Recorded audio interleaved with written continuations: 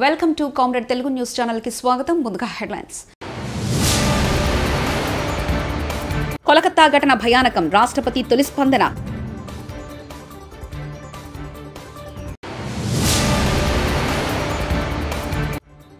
తెలుగు రాష్ట్రాల్లో పారిశ్రామిక పార్కుల ఏర్పాటుకు కేంద్రం ఆమోదం, మోదీ కేబినెట్.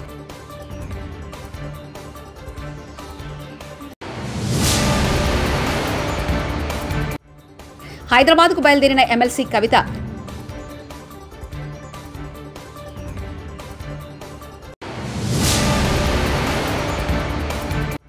చట్టాలను ఉల్లంఘించిన వారందరి పేర్లు రెడ్ బుక్ లో ఉన్నాయి, మంత్రి నారా లోకేష్.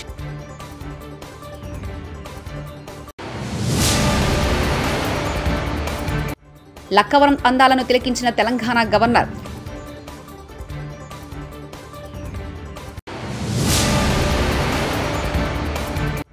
ఏపీకి డబుల్ బొనంజా, భారీగా నిధులు కేటాయించిన కేంద్రం. కోలకత్తాలో ట్రైనీ డాక్టర్ హత్యాచార ఘటనపై రాష్ట్రపతి ద్రౌపది ముర్ము తొలిసారి స్పందించారు. ఈ ఘటన తనను తీవ్రంగా ఆవేదనను, భయాన్ని కలిగించిందన్నారు. ఇక జరిగింది చాలు అని పీటీఐ వార్తా సంస్థతో మాట్లాడుతూ చెప్పారు. మహిళలపై జరుగుతున్న నేరాలను ఇకనైనా అడ్డుకట్టవేలని అన్నారు.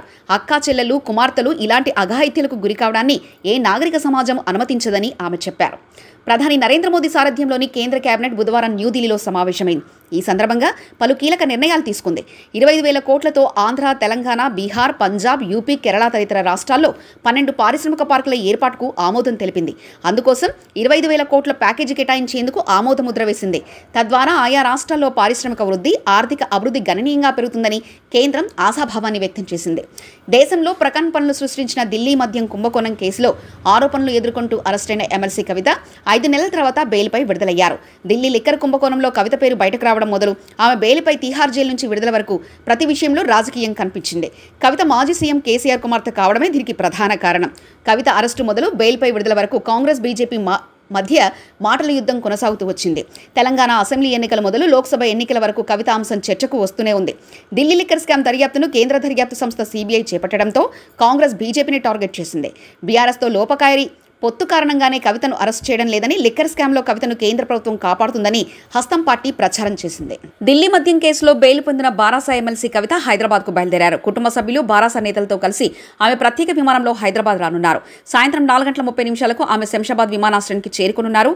ఈ నేపథ్యంలో విమానాశ్రయంలో స్వాగతం పలికేందుకు బారాసా శ్రేణులు సిద్ధమయ్యారు.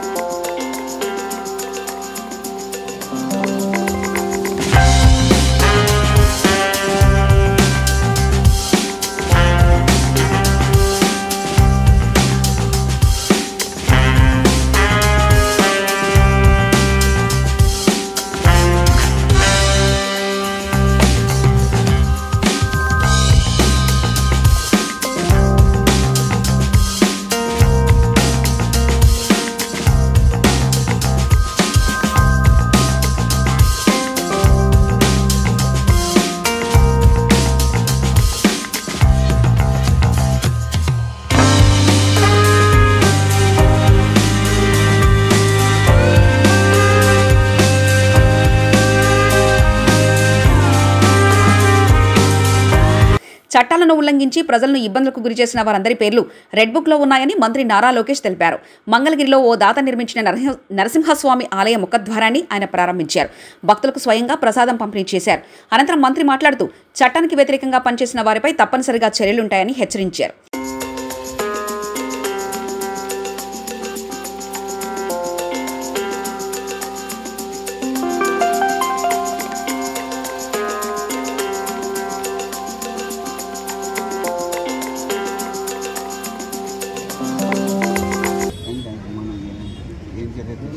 మొత్తం రిపోర్ట్ రాని డిస్కషన్ ఇప్పుడే కదండి బయటపడుతుంది. గత ప్రభుత్వాల్లో జరిగిన అవకతవకలు ఇప్పుడే కదా రెడ్ బుక్ అంటే ఏంటో. ఏ అధికారులు అయితే చట్టాలను ఉల్లంఘించి ప్రజల్ని, కార్యకర్తలు ఇబ్బంది పెట్టారో వాళ్ళందరినీ మేము సీరియస్గా తీసుకుంటామని చెప్పడం జరిగింది. దాంట్లో భాగంగా ఏంటంటే ఒక్కొక్కరు బయటకు వస్తున్నారు. మాట్లాడే స్వేచ్ఛ వచ్చింది ఆంధ్ర రాష్ట్రం. మీడియా మిత్రులు కూడా స్వేచ్ఛ వచ్చింది, ప్రజాప్రతినిధులు స్వేచ్ఛ వచ్చింది, పులివెందుల ఎమ్మెల్యే కూడా స్వేచ్ఛ ఉంది. రోజు వెళ్ళి ఎందుకుంటున్నారు, ఆయన పులివెందుల ఎమ్మెల్యేనే కదా, ఆయన కూడా స్వేచ్ఛ ఉంది కదా. ఆయన ఎక్కడ తిరగచ్చు, ఆయన తిరగచ్చు. ఆయన ఇప్పుడు ఆయన గేట్ కి తాడులు కట్టేది ఇవన్నీ లేదు కదా, ఆయన కూడా తిరిగే స్వేచ్ఛ వచ్చింది. అట్లా ఎంతంటే వెళ్ళండి. ఎవరు అంటే ఎవరైతే చట్టాలు ఉల్లంఘించారో వాళ్ళ పేర్లు ఉంటాయి. సో చట్టాలను వాళ్ళు ఉల్లంఘించాలని భావిస్తే వాళ్ళ పేరు ఉన్నట్టు. సింపుల్ వాళ్ళు విన్నారు. వాళ్ళ సమస్య చేసుకోవాలి. అది ఏం జరిగింది ఏంటి ఎందుకు సీరియస్ గా తీసుకుంటారు. ఇది వదిలిపెడతాం. వరంగల్ పర్యటనలో ఉన్న తెలంగాణ గవర్నర్ జిష్ణుదేవ్ వర్మ బుధవారం లక్నవరం చెరువును సందర్శించారు. లక్నవరం అందాలను తిలకించిన గవర్నర్ అధికారులను అడిగి వివరాలు తెలుసుకున్నారు. లక్నవరం ప్రత్యేకతను మంత్రి సీతక్క అధికారులు గవర్నర్కు తెలియజేశారు. అధికారులతో కలిసి గవర్నర్ చెరువులో బోటింగ్ చేశారు. ఈ చెరువును మరింత అభివృద్ధి చేసి పర్యాటకులకు మెరుగైన సౌకర్యాలు అందించాలని అధికారులకు సూచించారు.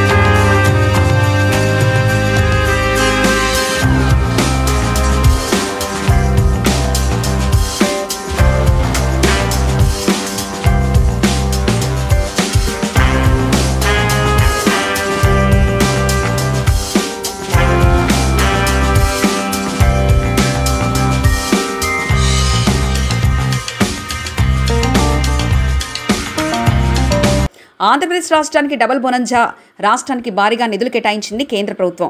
పోలవరం ప్రాజెక్టుకు సంబంధించి 12,000 కోట్లకు ఆమోదం తెలపడంతో పాటు రాష్ట్రంలో 2 ఇండస్ట్రియల్ స్మార్ట్ సిటీస్ ఏర్పాటు చేసేందుకు కేంద్ర మంత్రివర్గం సిద్ధమైంది.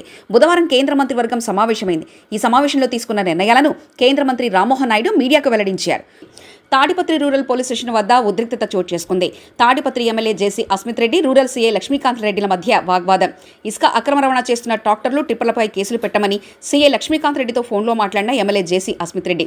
మాటల్లో ఇద్దరి మధ్య వాగ్వాదం. వైసీపీ సీఐ డౌన్ డౌన్ అంటూ రూరల్ పోలీస్ స్టేషన్ వద్ద ఎమ్మెల్యే జేసీ అస్మిత్ రెడ్డి, టీడీపీ నాయకులు నినాదాలు చేశారు. రూరల్ సీఐ లక్ష్మీకాంత్ రెడ్డి వచ్చి క్షమాపణ చెప్పేంత వరకు నిరసన విరమించేది లేదంటున్నారు కార్యకర్తలు.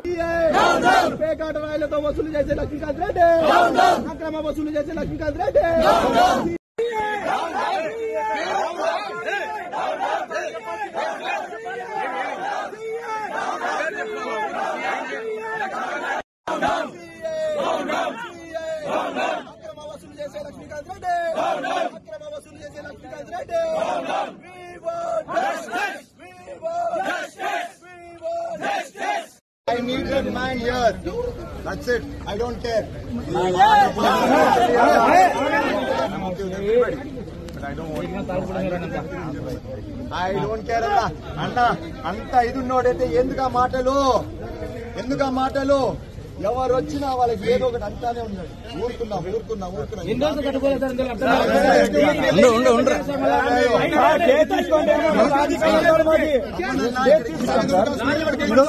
అప్పచెప్పినాం మీకు. నిన్న డాక్టర్లు మేము అప్పచెప్పినాం మీకు. మీరు చేయాల్సిన డ్యూటీ మేము చేస్తా ఉంటే మా మీద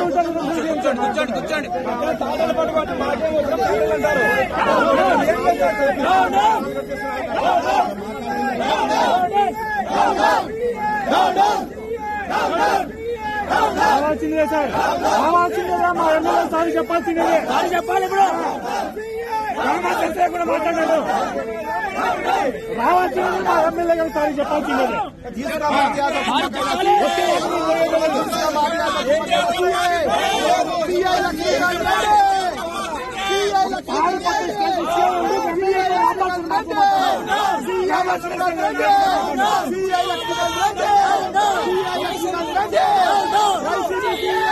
హన్మకొండ జిల్లా కలెక్టరేట్లోని కాన్ఫరెన్స్ హాల్లో రాష్ట్ర గవర్నర్ జిష్ణుదేవ్ వర్మ గారితో ప్రారంభమైన హన్మకొండ వరంగల్ జిల్లాల అధికారుల సమావేశం.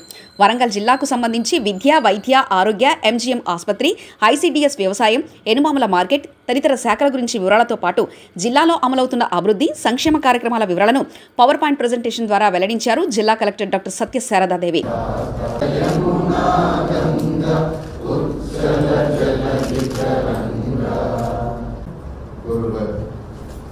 గవర్నర్ గారికి ఇన్ఛార్జ్ మంత్రివర్యులు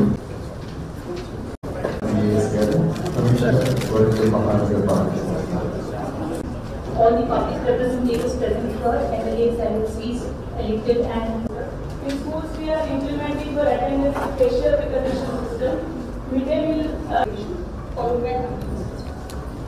thank you sir. Now I request the collector Varangal is given as role that in colloquial it became Bhadradri Kothagudem జిల్లా భద్రాచలంలో గోదావరి వరద బాధితుల నిమిత్తం 35 లక్షల రూపాయల విరాళాలతో ఎండోమెంట్ వారు ఇచ్చిన భూమిలో బుధవారం రోజు శంకుస్థాపన కార్యక్రమాన్ని నిర్వహించారు.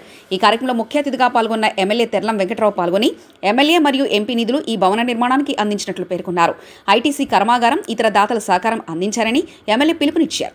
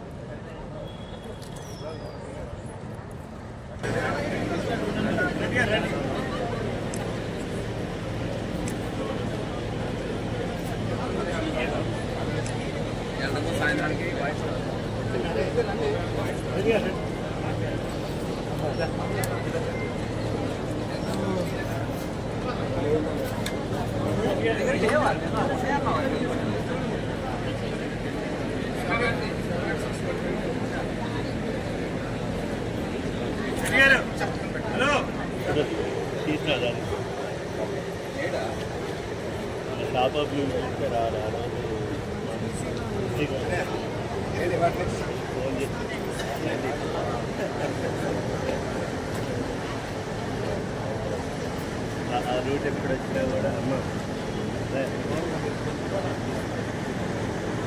ఆ రూట్ ఎప్పుడు వచ్చినా కూడా మంచిగా ఆ రూట్ ఎప్పుడు వచ్చినా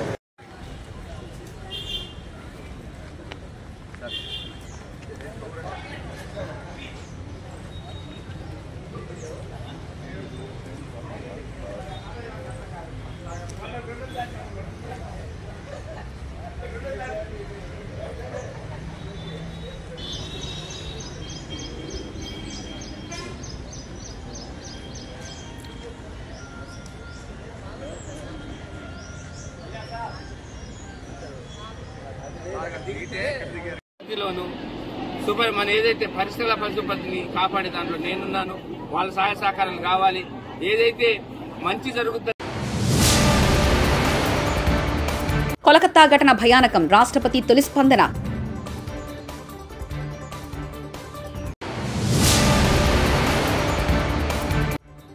తెలుగు రాష్ట్రాల్లో పారిశ్రామిక పార్కుల ఏర్పాటుకు కేంద్రం ఆమోదం, మోదీ కేబినెట్.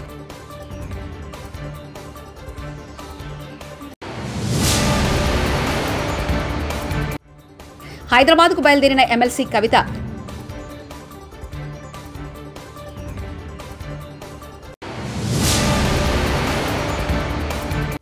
చట్టాలను ఉల్లంఘించిన వారందరి పేర్లు రెడ్ బుక్ లో ఉన్నాయి, మంత్రి నారా లోకేష్.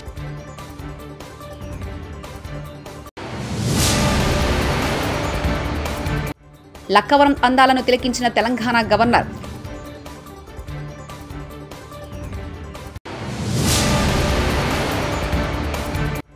ఏపీకి డబుల్ బొనంజా, భారీగా నిధులు కేటాయించిన కేంద్రం. ఇవి బులెటిన్ విశేషాలు. చూస్తూనే ఉండండి కామ్రేడ్ తెలుగు న్యూస్ ఛానల్ ప్రతినిధి ఒంటేరు రమేష్ చంద్ర పరకాల.